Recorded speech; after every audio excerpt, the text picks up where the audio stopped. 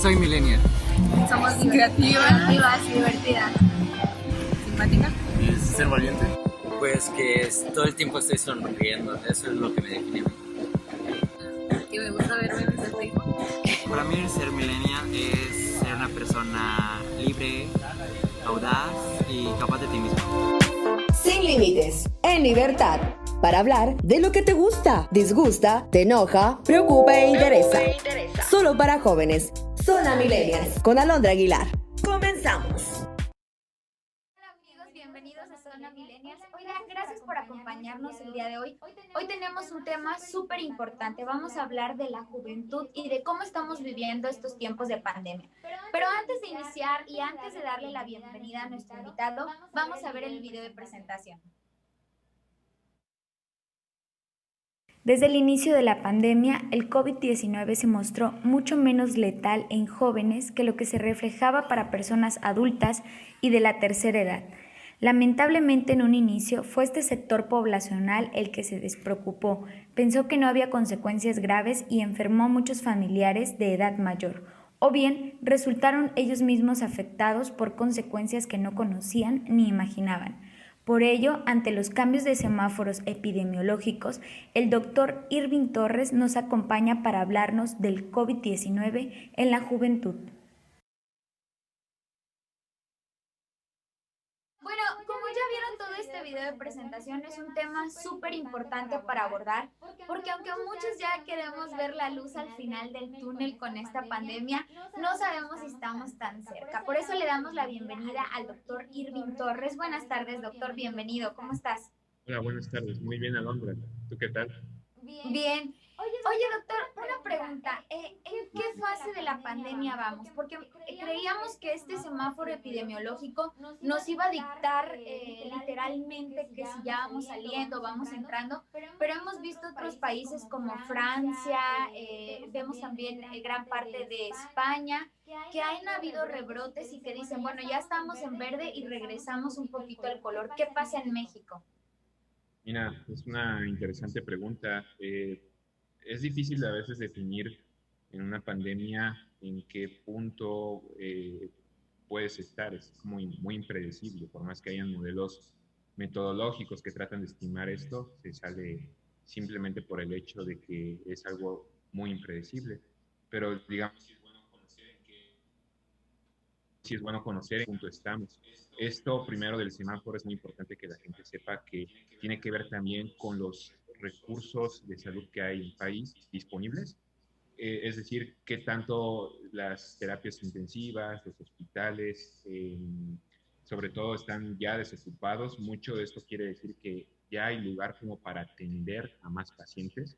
O sea, es como decir, ya tenemos más lugares para atender si tú sales y te enfermas, pero da una falsa seguridad porque sin duda si te enfermas no quiere decir que vas a progresar bien. Entonces, tenemos que tener precaución en esto de los semáforos, pero sí influye mucho qué tantas unidades se han desocupado y qué tantos casos van disminuyendo. Siempre en una pandemia se habla de que hay 2 o 3 picos más y mucho de esto se ve en retrospectiva, o sea, no sabríamos decir hasta ahorita en que la curva va disminuyendo los casos, pero no ha sido tan drástico como en otros países, si va a haber un rebrote, entonces, o un pico de nuevos casos. Entonces, esto es la situación. Hay que ser precavidos en que no seamos de los que vayamos a ser parte de los nuevos contagiados. Sí. Entonces, en México, y bueno, directamente lo que nos interesa también es en Chiapas, si hay posibilidades de estos rebrotes, es decir, no estamos exentos de ello. Exacto, no estamos exentos de ellos, de que la curva, digamos, tenga un nuevo pico, un nuevo aumento de casos y que se dé, o sea, y se dé por diferentes estados. De hecho, en un principio se hablaba que cada estado se iba a graficar diferente. O sea, a veces tratamos de hacer un promedio de todo y es muy difícil. O sea, también hay que ver cómo los otros países han manejado esto. A veces son países con muchos recursos de salud, tienen más hospitales por población de pacientes, son países más pequeños. Entonces, digamos que en Chiapas es un estado con muy pocos recursos de salud para que deberíamos de tener así como la precaución e incluso el miedo de saber que puede haber un nuevo rebrote, que no estamos exentos de que sí lo haya y por lo tanto seguir con las precauciones. O sea, sí adoptar medidas de la nueva normalidad, como se dicen, que son sobre todo enfocadas a que uno pueda tener actividades financieras, económicas, algunas sociales, pero con las debidas precauciones. Doc, en un inicio de la pandemia, como que estaba un poco confusa esta idea de cómo nos afectaba a los jóvenes. Y muchos jóvenes llegaron a creer de que más allá de contagiar a mamá, a papá o a los abuelitos, también decían, si me contagio es definitivo que no me va a pasar nada grave. Se sigue, o sea, es normal que se siga con esta idea de que no afecta tanto a los jóvenes como para que no haya muerte o no hayan mayores consecuencias. Es otra pregunta muy importante, la verdad. Fíjate que como toda nueva enfermedad emergente, que realmente es así llamada las enfermedades infecciosas son enfermedades emergentes, no podemos como predecir su curso, por decir en los virus se habla de conceptos en epidemiología, en medicina de letalidad, virulencia, o sea, qué tantos de los casos enfermos llegan a morir, qué tantos llegan a contagiarse, etcétera. Entonces ha sido una enfermedad que se ha comportado muy diferente en diferentes países, en tipos de personas, incluye la raza, incluye incluso como aspectos como el sobrepeso, por eso México ha sido uno de los países más afectados, que realmente hay artículos diarios que salen sobre esto para darnos luz de cómo se está comportando. Entonces, en un principio, enfocándonos a tu pregunta, se pensaba comparado con la influenza que la influenza sí tiene como una afectación a ciertos adultos mayores, digamos 35 años en adelante, que sean obesos, y el coronavirus, como empezó en países, sabemos que empezó en Wuhan, China, se expandió mucho en Europa, creo que fue el continente que más se expandió y se dio todo esto, afectaba a mucha población adulta que hay allá, y se pensaba que los jóvenes podían estar exentos o que solo iban a ser síntomas leves, pero podríamos hablar de casos particulares que yo en lo personal he visto, que estoy en un hospital de los primeros que fue de reconversión aquí en Ciudad de México, y que haya jóvenes muy afectados, sí podríamos decir que uno de los factores de riesgo es el sobrepeso, pero ya el panorama cambió a que sí, menores de 35 años se pueden afectar, tanto contagios y síntomas leves, pero lo malo es que puede haber hay muertes de jóvenes, pues hay muerte de personal médico también muy joven que no se sabe por qué en algunos llega a afectar, digamos, implican varios factores de por qué en algunos llega a progresar más, pero sí el mensaje aquí debería ser muy insistente en que no debemos de pensar que esto como joven puedo salir, digo, tenemos menores de 30 años, puedo salir, no me voy a enfermar o si me enfermo va a ser leve, porque otro punto importante sería como otro punto a recalcar es que tú puedes contagiarlo. O sea, también ha habido mucha confusión y mucho como enojo en toda la población de que dicen es que esto es, hay mucha infodemia, pues dicen la OMS dice esto, luego se contradice, luego otra organización, digamos la CDC dice otra cosa, entonces sobre que decían, si tú no tienes síntomas, no lo puedes contagiar. Y luego salió que sí, que lo puedes contagiar siendo sintomático. Luego que era por aerosoles, pero luego salió que era por gotas. Entonces, yo creo que hay que ser muy precavidos con esto. O sea, el tiempo nos va a dar como a todos o a muchos la razón o la información de cómo se contagia realmente, qué tanto tú puedes estar asintomático y afectar a adultos mayores. Entonces, tú como joven debes ser muy consciente, o sea, si me puede dar, hay casos que me puede dar grave, que hay fallecidos graves, jóvenes, y que si aún así me da leve o me da sintomático, yo puedo contagiar a otras personas. Entonces es como una incluso conciencia social, ya no solo como tema de salud, o sea, pueden implicar varias cosas aquí. Preciso de eso nos preguntan en redes sociales, nos pregunta May Castillejos, ¿qué rol juegan los jóvenes en la transmisión de esta infección? ¿Hay mayor número de jóvenes asintomáticos o podemos hablar que es el mismo número de entre asintomáticos y sintomáticos o cómo juega este papel? Sí, en jóvenes como tal, hablando que no sean de edad pediátrica, porque pues de edad pediátrica sí es muy diferente. El niño se ha comportado de enfermedad diferente, no ha habido como esta neumonía grave, y el niño ha tenido como otras manifestaciones, de hecho, y los niños también son como digamos, otra población que es asintomática y que puede transmitir a adultos mayores, pero jóvenes, digamos, menores de 30 años, mayores de 15, sí llegan a ser asintomáticos o llegan a tener casos leves de enfermedades, como de un síndrome, un cuadro gripal. No nos olvidemos que un cuadro gripal puede ser transmitido por varios virus, o sea, el rinovirus, adenovirus, el virus de influenza, o sea, nos dan un cuadro gripal que se parece a lo que nos ha dado antes, y podemos pensar, esto no es COVID, yo sé que el COVID es grave, etcétera, o la infección por coronavirus, y pensar que no me tengo que aislar, que es una tos que se me va a pasar, etcétera, y lo estamos contagiando. Entonces, sí, los jóvenes se comporta diferente, más casos asintomáticos y más probabilidad de que tú contagies a otros adultos mayores. Entonces, Doc, en la actualidad, ¿es recomendable seguirnos quedando en casa? ¿O sí debemos de guiarnos directamente del semáforo epidemiológico? Y no me refiero a que no haya congruencia entre los casos y el semáforo que vamos, sino más bien a que si vamos en el semáforo amarillo, es bueno decir, bueno, entonces listo, todos vayamos al gimnasio, todos vayamos al cine, todos vayamos al antro, o seguiría siendo recomendable que aunque vayamos en amarillo nos limitemos un poco en estos espacios que ya han abierto, aunque sea con aforos menores. Sí, mira, esa pregunta creo que la respuesta sería depende como del enfoque que tú o que lo queramos ver, o sea, estrictamente y digamos entre colegas médicos, muchos digamos especialistas ya en enfermedades infecciosas, que sabemos que esta pandemia se puede salir de control o que hemos estado como viendo casos así realmente así de cerca que se ponen graves, uno podría decir, o sea, hay que aguantar, hay que quedarnos en casa, por decir todo lo de el regreso a clases de los niños, muchos dicen, o sea, ¿por qué dar clases en línea? O sea, se pueden dar en presenciales, pero digamos, sabemos que unos niños o adolescentes no van a tener el cubrebocas siempre, van a estárselo quitando. Entonces, o sea, muchos podemos decir estrictamente no hay que regresar, o sea, son actividades que no son imprescindibles, pero desde el aspecto económico de que si alguien tiene un negocio, tiene algo recreacional, digamos, con todas las medidas así siendo serios, o sea, puedo tomar un avión, puedo hacer un viaje importante en avión, puedo ver una película donde restringen el número de personas, etcétera, en un espacio cerrado.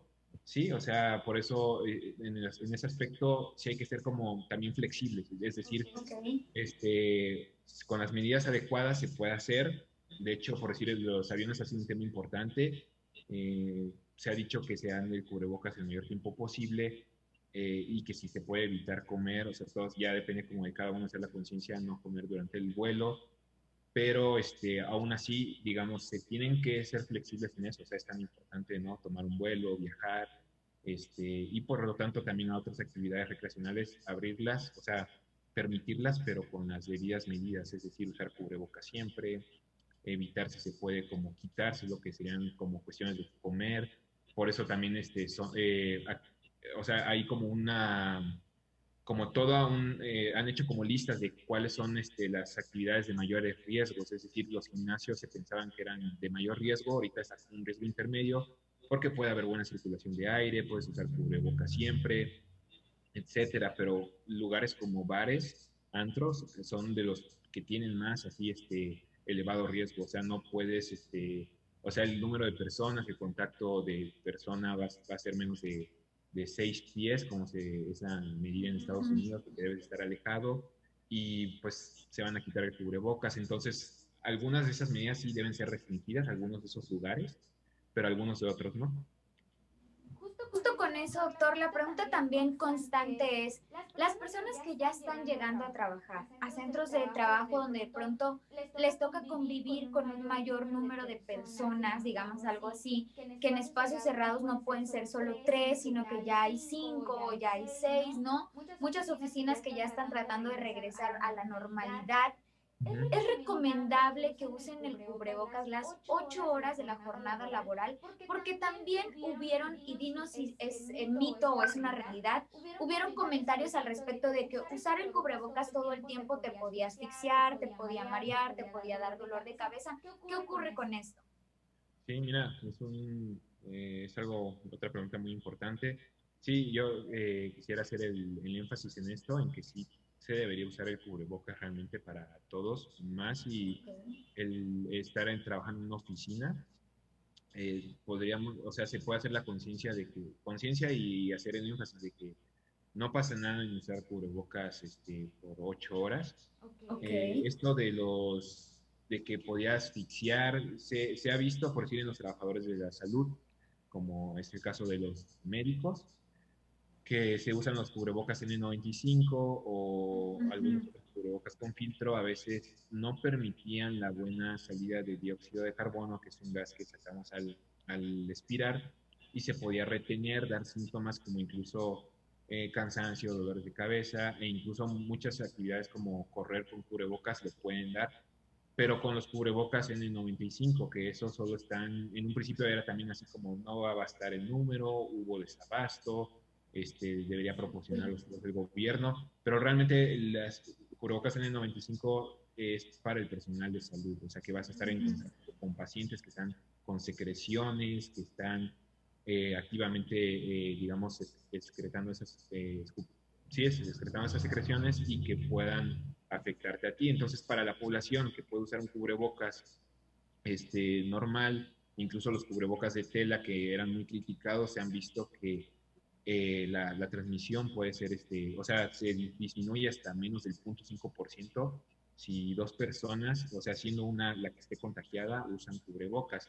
Que eso también muy al principio decían, solo úsenlo cuando tengan síntomas. Era así como criticaban al que lo usaba, o el que lo usaba si podías pensar que tenía síntomas, y no es así. O sea, si tú usas cubrebocas y te cubres la mucosa de los ojos, que es otra potencial vía de entrada, por eso las caretas o los lentes, pues disminuyes al 0.5%, o sea que las dos personas usen eso. Entonces, digamos, es así como que por qué estar discutiendo que solo los sintomáticos lo usen, si todos lo usamos, es como por lógica aumentas el que no se contagie nadie.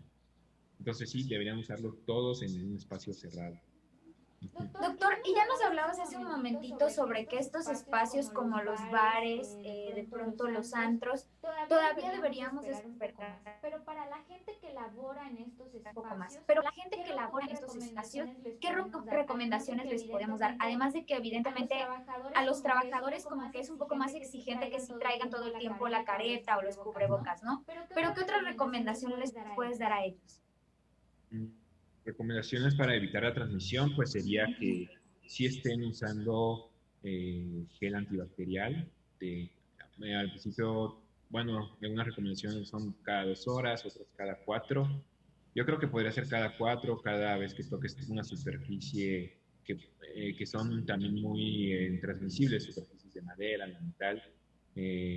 Ya sabemos que el contacto del estrechamiento de manos se tiene que evitar, o abrazos o saludos de beso. Entonces, sí, esas serían como enfatizar en esas recomendaciones que a veces se nos olvida, lo del gel antibacterial, o muchos se llegan a aburrir de usarlo. Entonces, eso serían las principales recomendaciones, tratar de que siempre en una oficina se tenga el espacio de mayor a 6 pies o 3 metros más o menos de distancia entre personas, para que se pueda dar o sea, siempre queda en duda también, como te he comentado, cómo se transmite, si era por aerosoles o por gotas de aerosoles, o al estornudar por, digamos, gotas más grandes. Entonces se ha visto que han sido estas gotas de aerosoles las que llegan a caer a aproximadamente 6 pies. Entonces, con que tengas una sana distancia, como se dice, se evita la transmisión, porque si fuese como en otros virus que llegan a ser por el flush de cuando uno estornuda, podrías contagiar a toda una habitación sin que tengas la distancia. Entonces, aquí hasta ahorita la teoría más fuerte es que ha sido por gotas aerosoles, que si uno se cubre, usa cubrebocas, tiene una distancia de 6 pies y usa gel antibacterial, puedes reducir mucho el contagio. Entonces esas serían las recomendaciones para los que trabajan en oficinas, como que también para muchos de los, digamos, los jefes, todos los que estén a cargo de ellos, sean conscientes de que sí les traten de buscar buenos espacios o tratar de que el personal no llegue todos los días. Se ha podido hacer, o sea, muchas se creía que no se podía hacer, pero se ha podido en muchos lugares trabajar como por turnos, etcétera. Entonces, realmente sí se puede, todos podemos cooperar en esto, ser conscientes y evitar la transmisión. Otra Pregunta, o bueno, más bien es como comentario que nos hacen en las redes sociales es, ¿cuál es tu comentario o afirmación respecto al costo de las pruebas? Porque muchos jóvenes nos dicen por aquí que muchos jóvenes que son asintomáticos pues no saben si tienen la enfermedad o no. O hay muchos otros que a veces de repente que sienten solo alguno de los síntomas y no todos por completo y no se van a hacer la prueba de pronto por falta de dinero o falta de tiempo. ¿Cuál es la recomendación para estos casos? Okay. Mira, también ahí siempre hay como mucha polémica, digamos, en cuanto a las pruebas. O sea, podríamos verlo hasta este punto de la pandemia, cómo otros países lo han manejado, como Estados Unidos, que ha sido uno de los países que más descontroló su pandemia y que más usó recursos para pruebas, no impactó, pues, o sea, o sea, se captaban primero varios pacientes asintomáticos, se aislaban sus contactos, pero ha habido también temas políticos de cómo se ha manejado la pandemia, pero digamos, enfocado en las pruebas, aquí en México estuvo muy limitado el número de pruebas y en un principio los que tenían pruebas en lugares particulares eran de costos muy elevados. Entonces, por eso se empezó a hacer el énfasis de que si alguien estaba sintomático, o sea, apostar hacia la probabilidad de que cualquier cuadro gripal actual en una pandemia mundial realmente histórica puede ser COVID y te aislaras. Pues. Entonces, actualmente los costos han disminuido y tenemos ya las pruebas de anticuerpos, que esas ya lo tienen varios hospitales, donde los costos están bastante razonables y los anticuerpos se elevan más o menos al día séptimo de los síntomas, que sí, o sea, no superan a la prueba del hisopado, que es la prueba de PCR, pero que no todos los lugares van a hacer PCR, o sea, muchos PCR los están dejando en los hospitales a los pacientes graves. Entonces, si alguien tiene síntomas, puede aislarse mejor, hacerse anticuerpos al día más o menos quinto, séptimo, y saber si es positivo o no para ver si es positivo o no para tener el aislamiento. La recomendación sería, si alguien inicia con síntomas el día de hoy, no tendría por qué correr a hacerse una prueba. Si tiene el recurso de pagarse uno en particular, sí sería bueno, pues por cuestión de estadística es bueno seguir contando bien los casos, pero si por los recursos, o sea, no puede hacérselo, sería lo mejor que se aislara, que no estuviese saliendo con síntomas gripales, ¿no? Ok, doctor, un poco para cerrar, porque ya estamos terminando esta entrevista, ¿cuál es tu recomendación para todos los jóvenes y para todos los que nos ven que de pronto sí siento que ha habido un poco de confianza en la sociedad en general, no solo en Chiapas, cuando decimos, bueno, ya vamos en semáforo amarillo, ¿no? Y ha pasado en otros estados que ha tenido que regresar y no por una cuestión ni de la Secretaría de Salud, ni de la Gobernación, sino por los ciudadanos y cómo están tomando este semáforo epidemiológico. Sí, realmente mi recomendación fuerte sería que no perdamos no bajemos la guardia, digamos, en estas indicaciones que han sido muy específicas y no solo viéndolo de nuestro personal de salud, que pueden haber también, o sea, varias opiniones políticas, pero viéndolo ya desde el personal, desde los científicos, los virólogos que han aportado, todos los científicos, digamos, que han investigado esta pandemia, Uno de los realmente que más ha aportado ha sido el doctor Fauci en Estados Unidos. Sigue haciendo las recomendaciones, que todos usen cubrebocas, que esto se puede prolongar sin duda hasta el 2021 y que él comenta que incluso hasta finales del 2021 puede que se dé tanto como el surgimiento de las vacunas como del que ya esto pase a ser como una infección que sea parte de las estaciones del año, pues de cada año, que llega a ser esto, como en el 2009 fue la influenza H1N1, que realmente creíamos que esta nueva enfermedad por coronavirus no iba a afectar tanto. Entonces podemos ver cómo si hacemos conciencia todos, vamos a lograr que esta curva siga bajando. Tendremos que aprender de cómo los otros países han manejado. Sin duda tendríamos como que comparar, pues, o sea, hacer unas miradas hacia atrás de cómo se han manejado otras pandemias o cómo lo han manejado otros países para saber que han sido muy estrictos, que en otros países, por decir ya en países de Europa, en España, en Francia, te multan si no andas en cubreboca. O sea, tú no saldrías si sabes que te va a costar dinero, que puedan, o que te puedan sancionar por un cubrebocas, o que hagan toques de queda, que incluso países de Latinoamérica como Colombia lo estuvieron haciendo bastante bien desde los inicios de la pandemia, que habían toques de queda y así.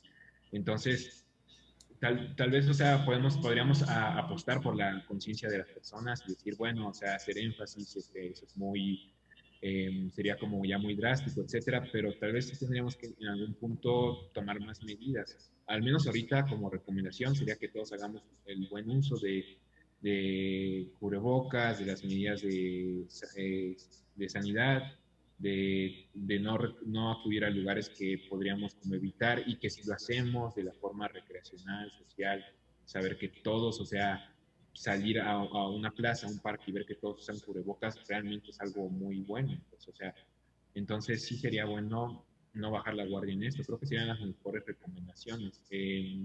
Cuidar a nuestros adultos mayores, o sea, saber que si tenemos a un adulto mayor que está recibiendo visitas y que esas visitas no sean cubrebocas, pues sería muy triste que alguien en nuestra familia se enferme porque no, ya no sea porque esa persona no usó cubrebocas, sino porque otro no lo usó. Entonces, como que hacer el énfasis en nosotros y en nuestra familia, en nuestros lugares cercanos, pues.